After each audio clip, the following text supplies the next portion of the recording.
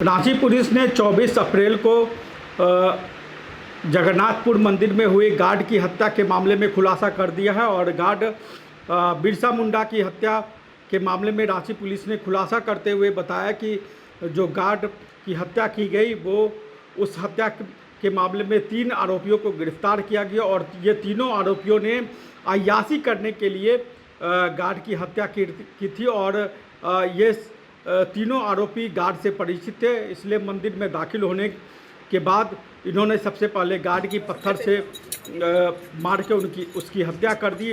उसके बाद जो गर्भगृह के सामने जो जगन्नाथ मंदिर का गर्भगृह है उसके ठीक सामने जो दान पेटी है उसमें 3 लाख से ज़्यादा कैश रखे हुए थे, उन सब कैशों को कि उसने चोरी की, लूटपाट की और उसके बाद ये तीनों फरार हो गए। और 24 घंटे के अंदर रांची पुलिस ने इन तीनों आरोपियों को गिरफ्तार किया। ये तीनों आरोपी जगन्नाथ मंदिर के बगल के ही रहने वाले थे और पहली बार ऐसा हुआ है कि जगन्नाथ मंदिर में स्थापना के बाद से पहली बार ऐसा हुआ कि जगन्नाथ मंदिर में लोगों के बीच 24 अप्रैल को प्रसाद नहीं बांटा गया। और जिस तरीके से इस पूरे मामले को रांची पुलिस ने गंभीरता से लिए, रांची के एसएसपी ने इस पूरे मामले को लेकर जिस तरीके से टीम का गठन किया, 24 घंटे के अंदर उस टीम ने पूरा खुलासा कर दिया और तीनों आरोपियों को मीडिया के सामने 25 अप्रैल को पेश किया। और ये बताया गया कि किस तरीके से पुजारी की माफ़ करिएगा गार्ड की हत्या की गई। और पहली बार इस तरीके से ये वारदात हुई है जगन्नाथ मंदिर में, जिसने एक तरीके से अपने तौर पे सनसनी फैला दी।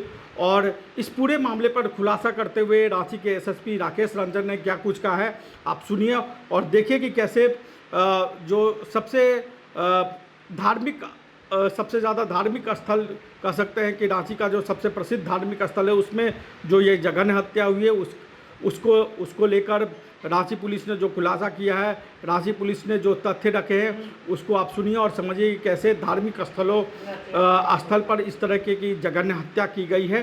और रांची पुलिस ने जो खुलासा किया है उसको आप सुनिए और समझिए और अपनी राय कमेंट बॉक्स में हमें ज़रूर दीजिए। नमस्कार, जोहार। कल अर्ली मॉर्निंग हम लोगों की सूचना प्राप्त हुई थी कि जगन्नाथपुर मंदिर जो कि रांची ज़िले की एक तरीके से पहचान, वहाँ पर जो सुरक्षा गार्ड की किसी ने हत्या कर दी और हत्या करने के उपरांत वहाँ पे जो दान पेटी थी कुछ दान पेटियों को तोड़कर और वहाँ से पैसे चोरी करने का भी प्रयास किया गया था और पैसे चोरी भी किए गए थे। कांड की गंभीरता को देखते हुए हम लोगों ने तुरंत सूचना मिलने के साथ ही अनुसंधान जो है प्रारंभ किया था और हमारे दोनों सिटी एसपी और रूरल एसपी, साथ में हटिया डीएसपी, ओसी धुरवा, ओसी जगन्नाथपुर और हमारे अन्य थाना के जो थाना प्रभारी थे और हमारी जो तकनीकी शाखा की जो टीम थी, इस सभी टीम ने सभी ने एक तरीके से संयुक्त रूप से एक अभियान चलाकर कांड का अनुसंधान जो हम लोगों ने प्रारंभ किया। कुछ क्लूज़ हम लोगों को सीसीटीवी फुटेज की मदद से मिले, कुछ हम लोगों को तकनीकी शाखा के द्वारा उपलब्ध कराए गए और कुछ ह्यूमन इनपुट्स भी हम लोगों ने जो गैदर किए।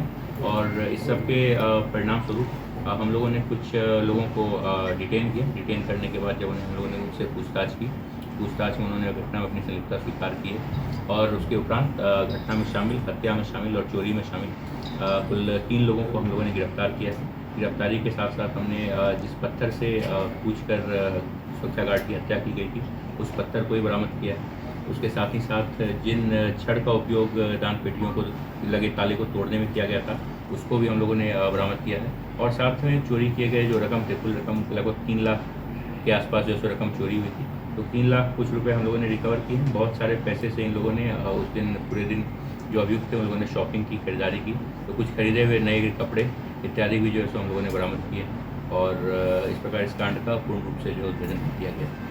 सर ये लोग हत्या क्यों किया गया?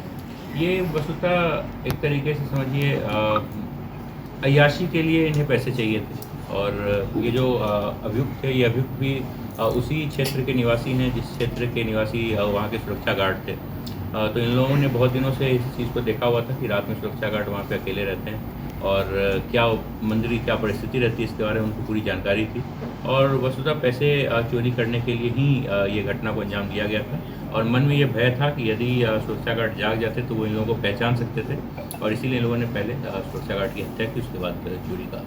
इन लोगों का आपराधिक रिकॉर्ड भी पहले कुछ लोगों का आपराधिक इतिहास जो है सो है और खासकर जो मेन एक्यूज जो है जिसने हत्या की, रचित, इसके अगेंस्ट में पूर्व से भी 4 कांड जो दर्ज हैं और पहले भी ये जेल जा चुके हैं। सर, ये जो घटना में जो शामिल है, ये लोग कहाँ के रहने वाले थे और जो मृतक है उसके साथ उसके बस्ती के थे, क्या थे, थोड़ा बताइए। मृतक के साथ ही के रहने वाले थे, जो न्यू कॉलोनी करके जो जगन्नाथपुर मंदिर के बगल का जो एरिया है उसी न्यू कॉलोनी के लोग रहने वाले थे।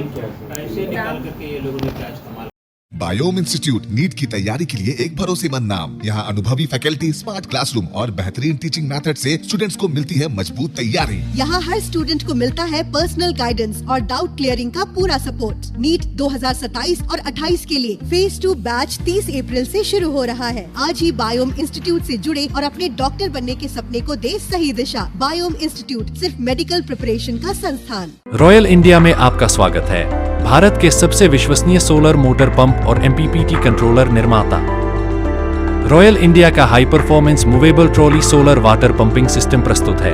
बेहतर दक्षता के लिए डिजाइन किया गया और आसानी से ले जाने योग्य। सरकारी परियोजनाओं के लिए अनुमोदित देश भर के कॉन्ट्रैक्टर्स और एजेंसियों की पहली पसंद। एमएनआरई द्वारा अनुमोदित, उल प्रमाणित, उद्योग मानकों के अनुरूप स्वदेशी उत्पाद। सार्थक ऊर्जा समाधान के लिए हमारे साथ साझेदारी करें। आज ही संपर्क करें।